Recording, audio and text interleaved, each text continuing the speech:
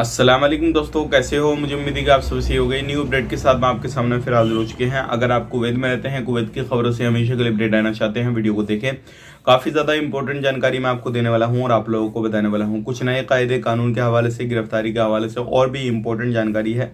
अगर आप किसी भी तरीके से सफ़र करने वाले हैं तो उसके हवाले से भी हम बात करेंगे। चैनल को पहली बार देख रहे हैं, सब्सक्राइब जरूर कर लें और साथ ही साथ बेल आइकन जरूर प्रेस कर दें ताकि आने वाले वक्त में इसी तरीके से जानकारी मिलती रहे। सबसे पहले हम बात कर लेते हैं यहाँ पे जो क्या काफ़ी ज़्यादा इम्पोर्टेंट ये नोटिस जो है दे रखा है गवर्नमेंट ने सभी प्रवासियों के लिए। अभी जो है मिस्र के लोग ज्यादातर अधिकतर ये काम करते हैं, लापरवाही के साथ काम करते हैं। मतलब जो भी कंस्ट्रक्शन लाइन हो या कोई भी फील्ड हो, किसी भी फील्ड में वो काम करते हैं और वहां पे सेफ्टी बिना सेफ्टी के कामकाज करते हैं बड़ी बड़ी बिल्डिंगों में। तो आप अगर एक प्रवासी हैं तो बिना सेफ्टी के कामकाज बिल्कुल ना करें।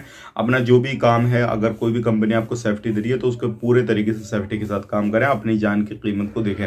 इस चीज का आपने ध्यान रखना है काफी ज्यादा, क्योंकि इस तरीके की जो चीजें मिस्र के लोग काफी ज्यादा दिखाई दिए हैं कि भाई वो बिना सेफ्टी के कामकाज करते हैं। बात कर लेते हैं यहाँ पे न्यू कायदे कानून। और जैसे कि आपको मालूम है, अगर आप किसी भी तरीके से कहीं पर भी रहते हैं तो कुछ चीजों का ध्यान देना बहुत ही ज्यादा जरूरी है।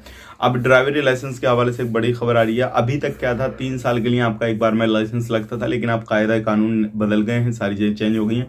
अब हर साल आपको अपना ड्राइवरी लाइसेंस जो है रिन्यूअल कराना पड़ेगा। और इससे क्या होगा, जो भी लोग लाइसेंस रिन्यूअल कराएंगे, जो भी इलीगल लोग हैं उनकी संख्या थोड़ी कम होगी और लोग जो है भागना फिरना ये थोड़ा कम करेंगे, क्योंकि ये सारी चीज़ें होती रहेंगी तो बंदों का मालूम पड़ेगा भाई ये किसके पास में काम कर रहा है क्या नहीं है। और इसी को देखते हुए शायद ये कानून लाया गया होगा। अब बात कर लेते हैं पे अगली खबर की तरफ। जो अगली खबर आ रही है निकल के, वो भी काफ़ी ज़्यादा इंपॉर्टेंट है। कुवैत के अंदर अभी बताया जा रहा है, पिछले बार जब बताया गया था लगभग 1,80,000 इलीगल लोग थे, लेकिन कुछ दिनों पहले अपडेट आई थी 20,000 लोगों को निकाल दिया गया। फिर अब दोबारा से अपडेट आई है 40,000 लोगों को निकाल दिया गया है। तो ये एक बड़ी संख्या है। टोटल अगर बात करते हैं 1,20,000 जो लोग हैं इलीगल कुवैत के अंदर अभी भी बाकी हैं। अभी बताया जा रहा है मिनिस्ट्री की तरफ से कि अलग अलग जो डिजिट एरिया है, जो खेती किसानी लोग करते हैं, जो अलग रेगिस्तान वगैरह में रहते हैं, इस तरीके से अब जो है छापेमारी की जाएगी और वहां से भी जो लोगों को जो है डिपोर्ट किया जाएगा। और जितने भी लोगों को भेजा जा रहा है हमेशा के लिए फिंगर लगा कर भेजा जा रहा है। और ये वो लोग हैं जो कि लीगल लोग पकड़े जाते हैं, और वो लोग नहीं है जिनके रेसिडेंसी वगैरह जो है वो लीगल हैं और उनको पकड़ के भेजा जाता है, वो लोग नहीं है। और ऐसे लोगों को बताया जा रहा है जो बिना रेसिडेंसी वगैरह के रहते हैं। तो ये एक बड़ी संख्या है कुवैत के अंदर जो इलीगल लोगों की रह रही है।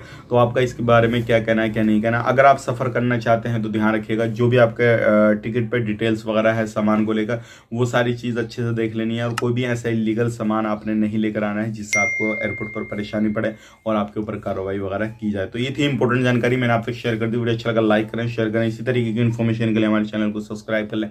आप अपना ख्याल, अपनी फैमिली लोग ख्याल, टेक केयर, बाय बाय।